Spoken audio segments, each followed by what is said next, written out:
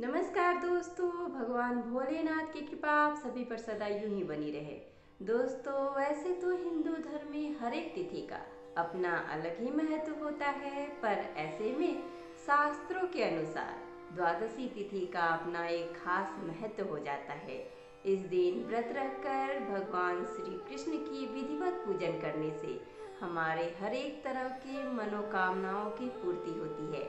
ऐसा माना जाता है कि एकादशी की तिथि के तरह ही इस तिथि को भी यानी द्वादशी तिथि को भी भगवान श्री विष्णु के अवतार भगवान श्री कृष्ण की विधिवत पूजन करने से हमारे जीवन में उज्ज्वलता, खुशी और आनंद का अनुभव होता है। दोस्तों, ऐसा माना जाता है कि द्वादशी तिथि को उपवास रखकर भगवान श्री कृष्ण की उपासना सच्चे हृदय से करने से हमारी हर एक तरह की मनोरथ पूर्ण होती है। तो महाभारत में भी एकादशी के साथ साथ द्वादशी तिथि का भी बहुत खास महत्व बताया गया है।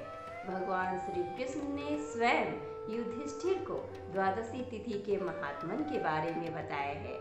स्वयं भगवान श्री कृष्ण ने युधिष्ठिर से कहा है कि द्वादशी के दिन जो भी भक्त मेरा तीनों पहर भक्ति पूर्वक मेरी आराधना करेगा, मेरा उपवास करेगा और मेरी भक्ति करेगा, मेरी आरती करेगा, मेरी पूजा करेगा और साथ ही साथ मेरे कथाओं का श्रवण करेगा, उसका मैं हमेशा ही उद्धार करूँगा। तो जैसा कि अभी पौष मास का महीना चल रहा है, इस महीने में एकादशी तिथि के बाद द्वादशी तिथि का महत्व को बताते हुए आज के वीडियो में हम द्वादशी तिथि का महात्म्य के साथ साथ पौष महीने में द्वादशी तिथि का क्या महत्व है वह भी जानेंगे।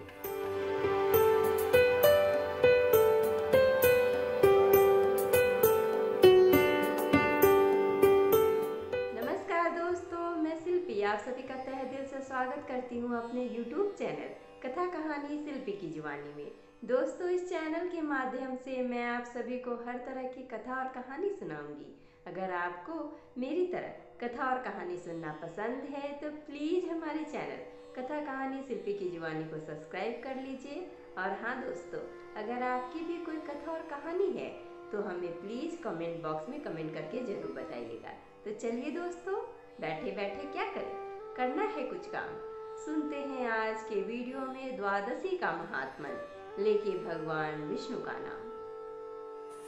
पौष महीने के कृष्ण और शुक्ल पक्ष की द्वादशी तिथि पर भगवान विष्णु की विशेष पूजा करने की परंपरा ग्रंथों में बताई गई है।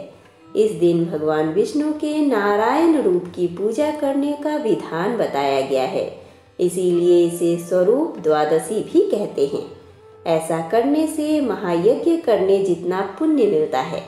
इस द्वादशी के बारे में श्री कृष्ण ने युधिष्ठिर को बताया था, जिसका जिक्र महाभारत के अश्वमेधिक पर्व में किया गया है। भगवान विष्णु की पूजा के लिए खास दिन होने के कारण श्री कृष्ण ने इस तिथि को पर्व कहा है। अब आइए द्वादशी तिथि का महत्व जानते हैं। ग्रंथों में हर द्वादशी पर भगवान विष्णु की पूजा करने का महत्व बताया गया है। इस तिथि पर भगवान विष्णु के 12 नामों से पूजा करनी चाहिए। साथ ही ब्राह्मण भोजन या जरूरतमंद लोगों को अन्न दान करना चाहिए। ऐसा करने से हर तरह के दोष खत्म हो जाते हैं और कभी न खत्म होने वाला पुण्य मिलता है। पुराणों के मुताबिक इस तिथि के शुभ प्रभाव से सुख समृद्धि बढ़ती है और मोक्ष की प्राप्ति होती है। अब आइए पौष महीने की द्वादशी का महत्व जानते हैं।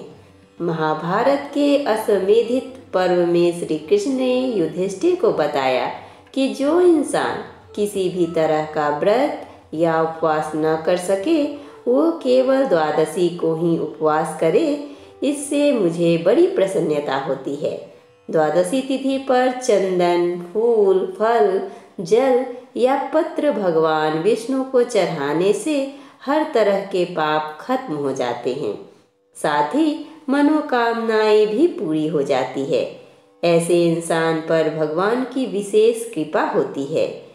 पौष मास की द्वादशी को उपवास करके नारायण नाम से भगवान विष्णु की पूजा करने पर वाजी मेध यज्ञ का फल मिलता है।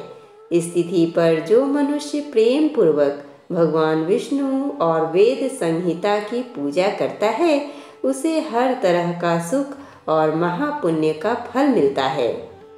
पौष और खर मास में भी भगवान विष्णु के नारायण रूप की पूजा करने का विधान है। इसका जिक्र विष्णु धर्मोत्तर पुराण में भी किया गया है। इन दोनों महीनों के संयोग में आने वाली एकादशी और द्वादशी तिथि पर तीर्थ के जल में तिल मिलाकर नहाना चाहिए। फिर सूर्य को जल चढ़ाना चाहिए। इसके बाद भगवान विष्णु की पूजा और दिन भर व्रत या उपवास रखकर जरूरतमंद लोगों को दान देने से हर तरह के पाप खत्म हो जाते हैं। स्कंद पुराण और महाभारत के अश्वमेधित पर्व में बताया गया है कि हर महीने की द्वादशी तिथि पर शंख में दूध और गंगा जल मिलाकर भगवान विष्णु या श्री कृष्ण की मूर्ति पर अभिषेक करना चाहिए। इसके बाद पूजन सामग्री और फिर तुलसी पत्र चढ़ाना चाहिए। पूजा में भगवान विष्णु को ऋतु फल अर्पित करना चाहिए। इसके बाद नैवेद्य लगाकर प्रसाद बांटना चाहिए। फिर ब्राह्मण भोजन या जरूरतमंद लोगों को खाना खिलाना चाहिए। ऐसा करने से जाने अनजाने में हुए हर तरह के पाप और दोष खत्म होते हैं। अब आइए दोस्तों हम द्वादशी व्रत का महात्म्य सुनते हैं। महाभारत अश्वमेधित पर्व के वैष्णव धर्म पर्व के अंतर्गत अध्याय 92 में द्वादशी व्रत के महात्म्य का वर्णन हुआ है।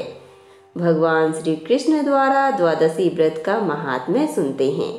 युधिष्ठिर ने कहा, भगवान सब प्रकार के उपवासों में जो सबसे श्रेष्ठ महान फल देने वाला और कल्याण का सर्वोत्तम साधन हो उसका वर्णन करने की कृपा कीजिए। श्री भगवान बोले, महाराज युधिष्ठिर तुम मेरे भक्त हो। जैसे पूर्व में मैंने नारद से कहा था वैसे ही तुम्हें बतलाता हूँ। सुनो नरेश, जो पुरुष स्नान आदि से पवित्र होकर मेरी पंचमी के दिन भक्ति पूर्वक उपवास करता है तथा तीनों समय मेरी पूजा में संलग्न रहता है वह संपूर्ण यज्ञों का फल पाकर मेरे परम धाम में पगतिष्ठित होता है। नरेश्वर, अमावस्या और पूर्णिमा ये दोनों पर्व दोनों पक्ष की द्वादशी तथा श्रवण नक्षत्र ये 5 तिथियां मेरी पंचमी कहलाती हैं। ये मुझे विशेष प्रिय है। अतः श्रेष्ठ ब्राह्मणों को उचित है कि वे मेरा विशेष प्रिय करने के लिए मुझे में चित्त लगाकर इस तिथियों में उपवास करें। नरश्रेष्ठ, जो सब में उपवास न कर सके वह केवल द्वादशी को ही उपवास करे। इससे मुझे बड़ी प्रसन्नता होती है। जो मार्गशीर्ष की द्वादशी को दिन रात उपवास करके केशव नाम से मेरी पूजा करता है उसे अश्वमेध यज्ञ का फल मिलता है। जो पौष मास की द्वादशी को उपवास करके जो नारायण नाम से मेरी पूजा करता है वह वाजी मेध यज्ञ का फल पाता है। राजन, जो माघ की द्वादशी को उपवास करके माधव नाम से मेरा पूजन करता है उसे राजसूय यज्ञ का फल प्राप्त होता है। नरेश्वर, फागुन के महीने में द्वादशी को उपवास करके जो गोविंद के नाम से मेरा अर्चन करता है उसे अतिरात्र यज्ञ का फल मिलता है। चैत्र महीने की द्वादशी तिथि को व्रत धारण करके जो विष्णु नाम से मेरी पूजा करता है वह पुंडरिक यज्ञ के फल का भोगी होता है। फिर भगवान कृष्ण ने कहा, पांडुनंदन, वैशाख की द्वादशी को उपवास करके मधुसूदन नाम से मेरी पूजा करने वाले को अग्निष्टोम यज्ञ का फल मिलता है। राजन, जो मनुष्य ज्येष्ठ मास की द्वादशी तिथि को उपवास करके त्रिविक्रम नाम से मेरी पूजा करता है वह गोमेध के फल का भागी होता है। भरत श्रेष्ठ आषाढ़ मास की द्वादशी को व्रत रखकर वामन नाम से मेरी पूजा करने वाले पुरुष को नरमेध यज्ञ का फल प्राप्त होता है। राजन, श्रावण महीने में द्वादशी तिथि को उपवास करके जो श्रीधर नाम से मेरी पूजन करता है वह पंच यज्ञों का फल पाता है। नरेश्वर, भाद्रपद मास की द्वादशी तिथि को उपवास करके हृषिकेश नाम से मेरा अर्चना करने वाले को सौत्रामणि यज्ञ का फल मिलता है। महाराज, अश्विन की द्वादशी को उपवास करके जो पद्मनाभ नाम से मेरा अर्चन करता है उसे 1000 गोदान का फल प्राप्त होता है।